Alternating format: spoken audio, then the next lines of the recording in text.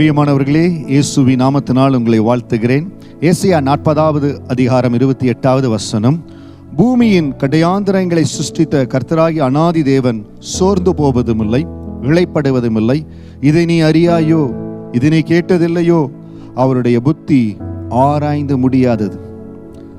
ஆண்டவரால் முடியாத காரியம் ஒன்றுமே இல்லை என்று சொல்லி நம்ம பாடுறது இல்லையா? உம்மால் ஆகாத காரியம் ஒன்றுமே இல்லை ஆண்டவரே. இதை பாடுகிறோம். சகல அதிகாரம் அவருடைய கரத்தில் இருக்கிறது என்பது நமக்கு தெரியும். அதற்கு பிறகு நாம ஏன் சோர்ந்து போறோம்? நாம ஏன் களைப்படைந்து இவ்வளவுதான் நான் கைவிட்டுறேன், என்னால முடியல? இந்த வார்த்தையை கேட்டுக்கொண்டிருக்க அருமையான சகோதரனே, சகோதரியே, எந்த காரியத்தையும் என்னால முடியல நீங்க கைவிடாதீங்க.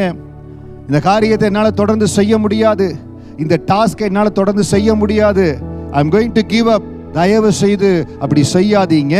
ஏசாயா 40:28 படி கர்த்தர் உங்களை அதிசயமா நடத்த போறார். அவருடைய புத்தி ஆராய்ந்து முடியாதது. ஆண்டவர் ஒரே இரவுல ஆமோனை தகர்த்து மொர்தேக்காயுடைய தலையை உயர்த்தினார். கர்த்தருக்காய் வைராக்கியமாய் இருக்கிற ஒரு மகனை, ஒரு மகளை ஒரு நாள் ஆண்டவர் மறப்பதில்லை. தேவனுக்கு முன்பாக உண்மையாய் நடக்கிற குடும்பம் ஒரு நாளும் அவங்க வெற்றி தான் பார்ப்பாங்களே ஒழிய அவங்க தோல்வியை பார்க்க மாட்டாங்க. ஜெயத்துக்கு நேராக தான் கர்த்தர் நடத்துவார். இன்றைக்கு சோர்ந்து போய் இளைப்படைத்திருக்கிற உங்களுக்கு சொல்லுகிற, கர்த்தருடைய புத்தி ஆராய்ந்து முடியாதது. இப்படித்தான் நடத்துவார்னு உங்களுக்கு தெரியாது. அவர் கரத்துல கொடுத்துருங்க. ஆண்டவர் நடத்தும்படியா give full control to God. உங்க வாழ்க்கையை முழு அதிகாரத்தை கர்த்தர் கரத்துல கொடுங்க. உறவினர்கள் நடத்தும்படியாய், நண்பர்கள் நடத்தும்படியாய் தயவு செய்து உங்களை விட்டு கொடுத்துறாதீங்க. நான் பார்த்திருக்கிறேன், உறவுகள் பொறுப்பெடுக்கும்படியாய் கொடுக்கப்பட்ட அநேக காரியங்கள் எங்கெங்கேயோ வழிமாறி போயிருக்கிறது. கர்த்தர் பொறுப்பெடுக்கணும்.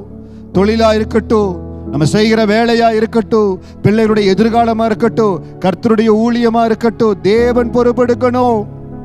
உறவுகள் பொறுப்பெடுக்கும்படியாய், மனிதர்கள் பொறுப்பெடுக்கும்படியாய் மனித விருப்பங்களுக்கு ஒப்பு கொடுப்பீர்கள் என்றால் தேவனுடைய புத்தி ஆராய்ந்து முடியாது, அவருடைய சித்தம் நடக்காது. இன்னைக்கு இளைப்படைந்து சோர்ந்து போய் இருக்கிறீங்க, முழுக்க முழுக்க தேவ கரத்தில் ஒப்பு கொடுங்க. ஆண்டவரே, நீங்க நடத்த போறீங்க. ஏசாயா 40:28 படி எல்லா காரியங்களும் தலைகீழாய் மாறப்போகிறது. எந்த காரியம் உங்க இருதயத்தை அழுத்தி கொண்டிருந்ததோ, எது உங்களை களைப்படைய செய்ததோ, ஏன்னா இதுக்கப்புறம் ஒண்ணுமே இல்லை போல, இதுக்கப்புறம் ஒண்ணும் முடியாதுன்னு சொன்ன இடத்துல ஒரு புது துவக்கத்தை ஆண்டவர் கொண்டு வருகிறார். வனாந்திரத்துல நீரூற்றை உருவாக்குகிற தெய்வம், அவாந்திர வெளியில ஆறுகளை உருவாக்குற தெய்வம் உங்களுக்காக புதிய காரியத்தை செய்கிறார். இதோ நான் சகலத்தையும் புதிதாக்குறேன் சொன்ன ஆண்டவர், அவருடைய புத்தி ஆராய்ந்து முடியாதது. ஆண்டு மேல நம்பிக்கையா இருங்க.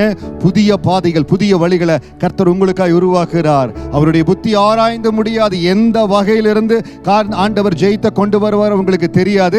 ஆனால் நான் சொல்லுகிறேன், உங்களுக்கு ஜெயம் கடந்து வரும். நீங்க இன்னைக்கு இருக்கிறபடி சோர்ந்து இருப்பதில்லை, இளைத்திருப்பதில்லை. கர்த்தர் தம்முடைய திட்டத்தை உங்க வாழ்க்கையில நிறைவேற்றுவார். மகிமையான எதிர்காலம் உங்களுக்கு உண்டு. Be cheerful. God will bless you and lift up to mighty heights. God bless you.